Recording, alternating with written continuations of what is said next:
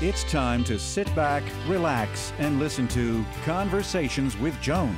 Conversations with Joan will inspire, motivate, and empower you. Live your best life now. Listen, learn, think, and decide. And now, here's your host, Joan Herman. Welcome to Change Your Attitude, Change Your Life's Conversations with Joan. I'm Joan Herman. Thanks for tuning in. Conversations with Joan focuses on topics that are important to your life, from health and wellness to professional development to personal well-being. Change makers join me to share their insights, tips, and strategies so you can thrive and live your best life now. Thank you for taking time for yourself, and thank you for letting us be a part of your life. Now, let's start talking. In millions of homes every day, children grow up in addictive families and abide by certain rules. Don't talk, don't trust, don't feel. According to today's guest, Dr. Claudia Black, the survival roles and coping behaviors these children take on can eventually lead to addictions, abusive relationships, and mental health disorders. Dr. Black is a world-renowned expert on addiction and codependency, a best-selling author and trainer recognized for her pioneering and contemporary work with family systems and addictive disorders. Welcome, Dr. Black. Thank you so much for joining us. Hi, Joan. It's great to be here today. So, Doctor, let's begin by talking about the problem of children being raised in a home with addiction. How prevalent is this situation? Today, we think that approximately 1 out of every 6 children is being raised in a home affected by somebody else's substance use disorders in particular. But not only are alcohol and drugs one of the addictions that they're often subject to, we also have a lot of behavioral addictions. But when it comes to drugs and alcohol, at least 1 out of every 6 children. Doctor, was that number before the COVID pandemic? Do you think that we will see a higher statistic because of it? That number absolutely was before the pandemic. And I don't know if the numbers will change, but what we do know is that I don't think the pandemic is causing somebody to become necessarily addicted. I think what it's doing is exacerbating the addiction for those who were already in the process. Now, we do know that people's drinking and using is substantially increasing. Whether or not they end up being addicted is another story. But there's absolutely no doubt that if they're already in an addicted family, the dynamics and the negative aspect of that will certainly be exacerbated. And then the consequences for the children seriously exacerbated. Right, because they're being confined in a home. They don't have that outlet in many states of going to school. They're now, in essence, locked in with the addictive behavior. And then the person who's struggling with the addiction is going to be struggling all that much more to be able to garner their drug of choice. And then as they're increasing their use, the personality changes are going to be there, the controlling behavior is going to be there, the anger outbursts are going to be there. But not only are children impacted by the person who's experiencing an addiction to substances or even behaviors, but they're also impacted by whatever the relationship is with the other parent if they're raised in a home with 2 parents. That other parent may become more emotionally reactive. That other parent may also show a lot of signs of depression. That other parent may have unrealistic expectations of the kids. So they're not solely impacted by the person with the addiction.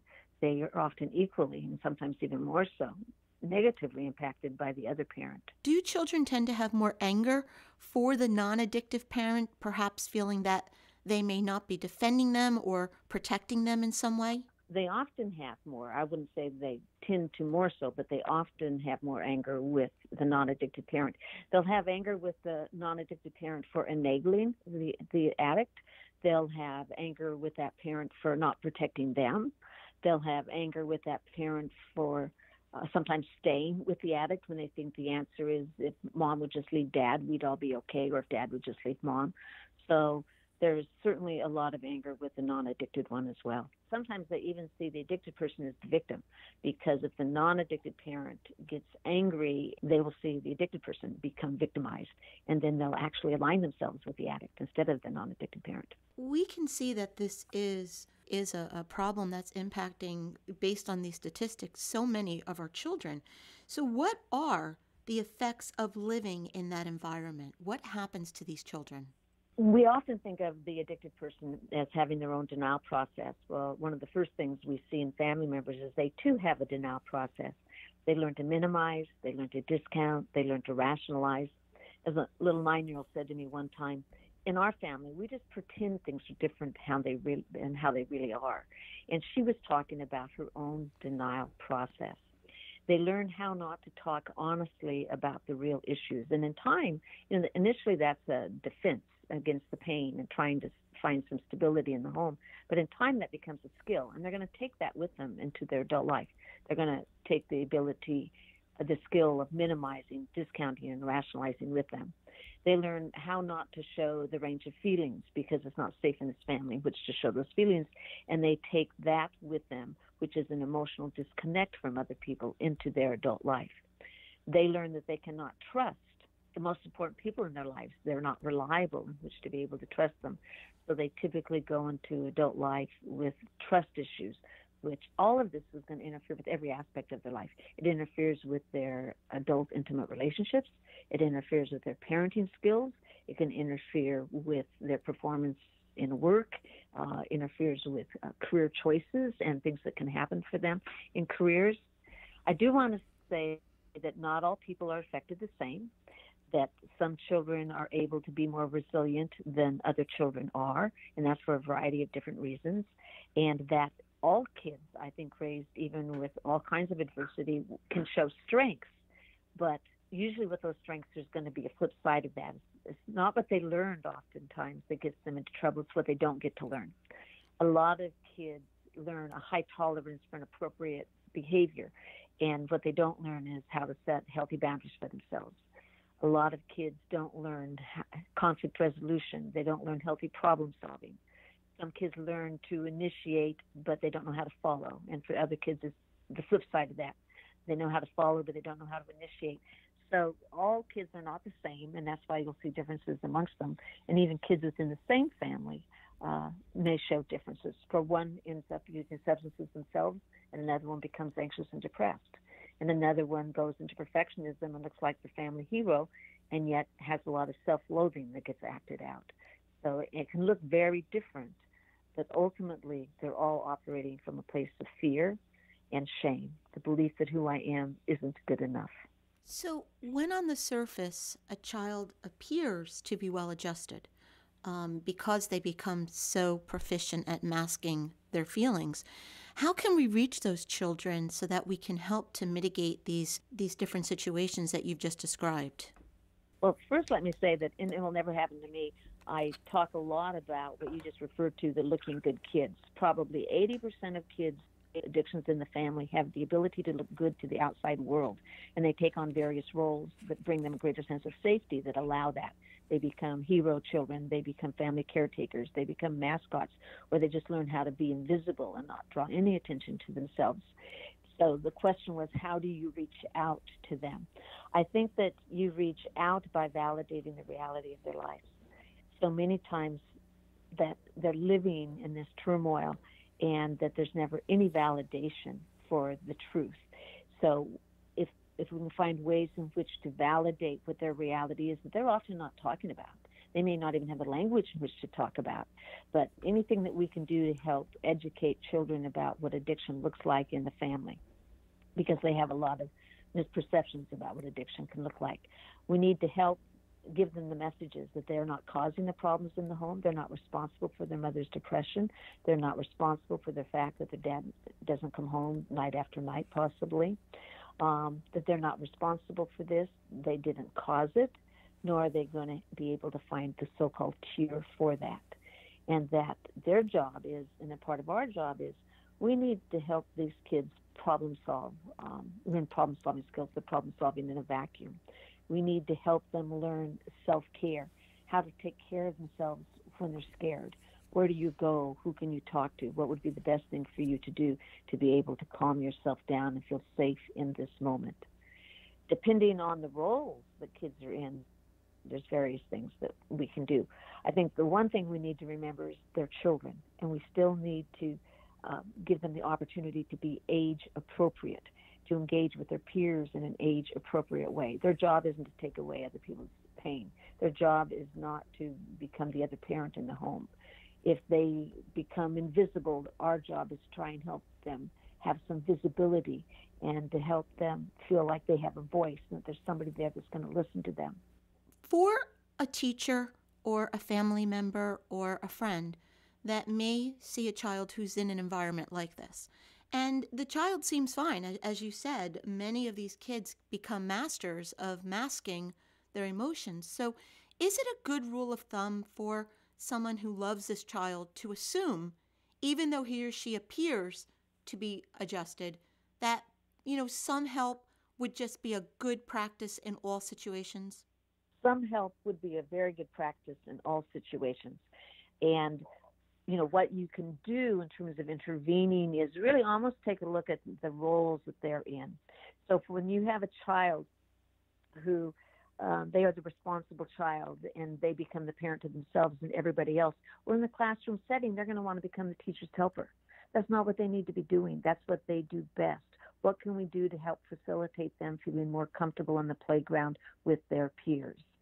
When you have the child who wants to be invisible, who doesn't appear to be in any kind of angst, what can you do to draw them out in terms of one-to-one relationships so they begin to find comfort in that relating?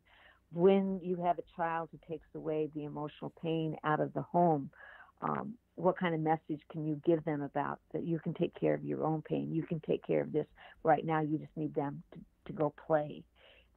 When we work with kids, we actually do our therapy work in the context of play with them in terms of teaching them how to ask for help, teaching them how to express various feelings, teaching them how to take care of themselves and not be taking care of other people at that given time. And, we don't have to talk about the addiction in the home to be of help to the kids. What you really want to do is give them the opportunity to be age appropriate and to have healthy skills around asking for help and knowing what to do with their feelings, knowing how to calm down when they get upset. If a child comes and spends the night with your child and they're a child from an addictive home, what you may find is that they spend all the time with the adults because they're seeking their attention. And just giving them some attention in the garage when you're working on the car, giving them some attention when you're in the kitchen, doing some cooking, is a message that says, I value you, and I like having you with me. You don't have to be talking about what it is that's going on at home. I don't want to make therapists out of school teachers, out of neighbors, out of extended family members, as much as how can you, in essence, be a resource to a child in pain and give them a sense of comfort and a sense of safety at the same time.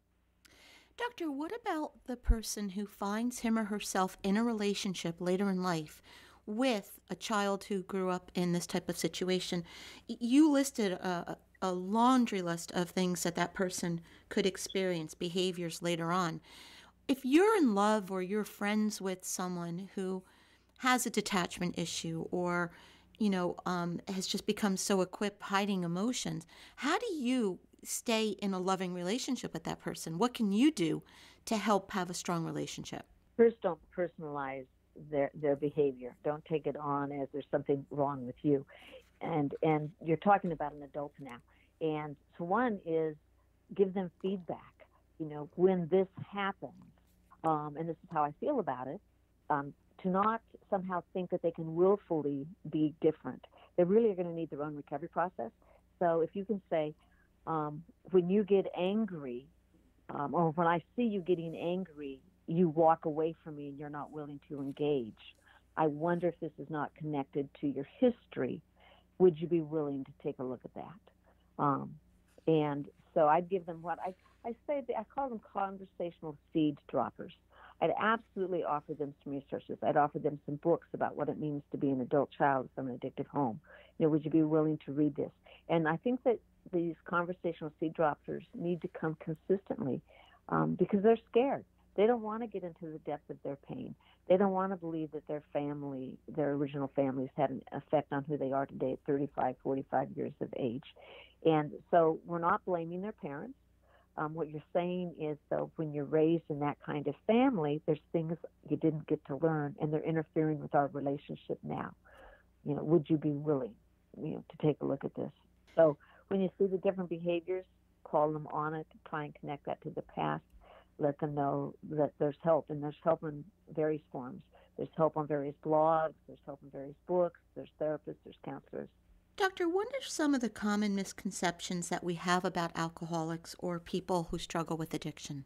Oh, I think one of the common misperceptions is that certainly that they could just stop if they wanted to enough. If they just love their kids, love their wives enough, they could just stop. And it's not an issue of willpower. And I have to tell you, this is what they have the greatest guilt and shame about, is when they get into recovery, is how their behaviors affected their kids and their partners. And that, what does happen is addiction becomes a primary disorder, and people lose the ability to allow their values to dictate their life. And, we've got changes in the brain that are going on. That prefrontal cortex is not working, and they're operating from another base level, and they don't have that will and choice. And I think, perceptions really could be that, one, they could stop if they really wanted to, and the other is, that they don't love their family. And as I said, that's their greatest sense of shame and guilt when they get into the recovery process. They love their family very deeply. They've lost the ability to show that love with any kind of consistency. The book is It Will Never Happen to Me, Growing Up with Addiction as Youngsters, Adolescents, and Adults. If you'd like to get more information about Dr. Black and her work, you can visit claudiablack.com. Doctor, in about 30 seconds or less, what's the takeaway? What would you like to leave our listeners with? I'd really like to leave the listeners with that you don't have to live a life of a script, that there is choice out there, and there is a recovery process for everybody who's affected by addiction, be it the addicted person, the partner, the adult child, and the healing for young children, if we can help access resources for them at the time in which they're growing up. Dr. Black, thank you so much for joining us. Thank you. It's truly my pleasure. Thank you for joining us. I hope you found the show informative. At Change Your Attitude, Change Your Life, we believe that knowledge is power. Take what you've learned, apply it, and live your best life now. Remember that the information provided is the opinion of our guest and should never replace the advice of a professional who knows your personal situation. If you'd like more information, visit our website, cyacyl.com. That stands for Change Your Attitude, Change Your Life. While on our site, listen to past shows on demand, read the digital magazine, sign up for our mailing list, and be sure to follow the show on social media. Until next time, this is Joan Herman. Thanks for tuning in.